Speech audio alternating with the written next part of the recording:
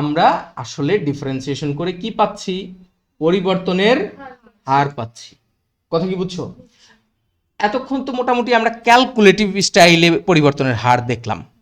আমরা এখন দুইটা একেবারে রিয়েল লাইফ এক্সাম্পলের মাধ্যমে পরিবর্তনের হারই আসলে দেয় এইটা বের করার চেষ্টা করব। মনে করো আমরা এখন একটা ফাংশন নিজেরা বানাবো, যেই ফাংশনটা আমাদের বানানো। ফাংশনটাই হবে কি? আমাদের নিজেদের বানানো ফাংশনে আমরা পরিবর্তনের হার আগে থেকেই সেট করে রাখবো, পরে ওইটারে ডিফারেন্সিয়েশন করব। যদি পরিবর্তনের হারই পাওয়া যায় তাহলে কি পাইলাম? ডিফারেন্সিয়েশন পরিবর্তনের হার দেয়। বুঝছো? কৌশল যাচাই করার কৌশল কি বোঝা যায় কিনা? কৌশলটা সুন্দর না? নিজেরাই আগের থেকে পরিবর্তনের হার ফিক্স করে দিলাম, পরে ওইটারে ধরে ডিফারেন্সিয়েশন করলাম। জানার সূত্র, এই যে সূত্রগুলো তো এখন জানি, এই সূত্রগুলো দিয়ে ডিফারেন্সিয়েশন করলাম, করে যদি ওই পরিবর্তনের হারই পাই তাহলে কি বলতে পারি? ডিফারেন্সিয়েশন পরিবর্তনের হারই দেয়। কথা কি বুঝতেছো সবাই? এটা তো ইন্টারেস্টিং জিনিস। তোমরা ঝিমে যাইতেছো নাকি আবার, নাকি বুঝতেছো? এখন মনে করো একটা অদ্ভুত ফাংশন আমরা বানাই, রিয়েল লাইফ ফাংশন। মনে করো একটা বাচ্চা জন্মগ্রহণের সময় কি হয়? একটা ওজন নিয়ে জন্মগ্রহণ করে, একটা ভর নিয়ে। ওজন বলা, ভর বলি আমরা, তাই না? একটা বাচ্চা সাধারণত 3 থেকে 5 কেজি ওজনের মধ্যে জন্মগ্রহণ করে, তাই না? তো আমরা ধরলাম যে একটা বাচ্চা 5 কেজি ওজন নিয়ে জন্মগ্রহণ করছিল, হেলদি বাচ্চা। হ্যাঁ, তাহলে আমরা একটা বাচ্চার ওজনের ফাংশন তৈরি করতেছি, তাহলে ডাব্লু। তাহলে সেই বাচ্চাটার ওজন জন্মের সময় কত ছিল? 5 কেজি। ধরো 5 কেজি, হেলদি বাচ্চা, এবং সে মানে তাকে পুষ্টিকর খাদ্য টাদ্য খাওয়ানো হয়েছে। এই জন্য পার মান্থে তার আবার ওজন বৃদ্ধি পাচ্ছে 2 কেজি করে।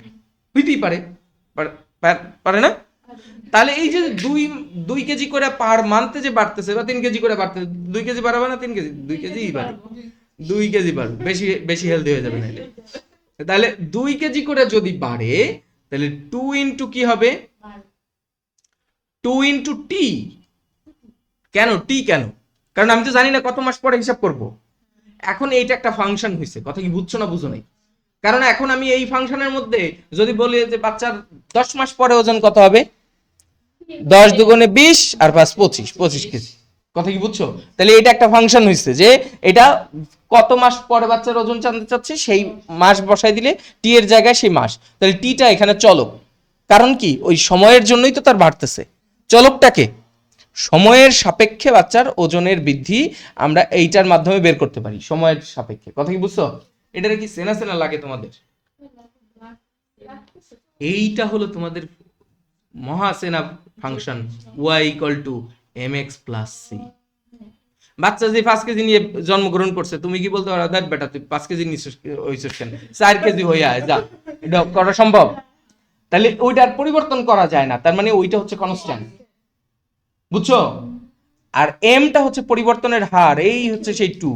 আর এইখানে চলক কি? x, আর এখানে চলক কে? আর ফাইনালি যেটা পাওয়া যায় সেটাই হচ্ছে এই যে y। সেই yটা কি? এখানে ওজন। তাহলে পরিচিত একটা ইকুয়েশন কিভাবে বাস্তবে কাজ করে বুঝতেছো এবার? তার মানে লাইফে যা শিখতেছো কোনো না কোনো জায়গায় এটার ফিট আছে। বুঝছো? দেখছো বাচ্চার ওজনের সাইজ করে দিছে এটারে। এখন ওজনের পরিবর্তনের হার এখানে কত তোমরা বলো? পরিবর্তনের হার কত? বাচ্চার পরিবর্তন একক সময়ে পরিবর্তন কত হচ্ছিল? 2 কেজি করে একক সময়, মানে একক মাসে। ওই যে টিটা তো একক মাস, একক মাসে কত কত করে বাড়তেছিল? তাহলে এখানে পরিবর্তনের হার তুমি আগে থেকে জানো 2। দেখি আমরা এটা ডিফারেন্সিয়েশন করে, তাহলে ডি ডাব্লিউ এটারে কার সাপেক্ষে ডিফারেন্সিয়েশন করব? চলো টি এর সাপেক্ষে। তাহলে ডি ডাব্লিউ d t = d DT of 5 plus d DT of 2t। Clear হয়েছে না হয় নাই? তাহলে বলো তো কনস্ট্যান্টকে ডিফারেন্সিয়েশন করলে কি হয়? আর 2 সামনে চলে আসছে, কারণ সহগ সামনে চলে আসে। ডি ডিটি অফ কত? T. D d x of x এর মান একটু আগে শিখলাম না? 1। So d DT of t কত? 1। তাহলে 0 + 2 কত? 0 2। ঠিক আছে, স্লিপ অফ মার্কার। তাহলে 2। অতএব ডি ডাব্লিউ ডিটি বা ডি ডিটি অফ ডাব্লিউ কত পাইছি? 2। তার মানে পরিবর্তনের হারই পাওয়া যায় না, ডিফারেন্সিয়েশন করে পাওয়া যায়। বিশেষ হইছে? হাসা কথাই কইছি।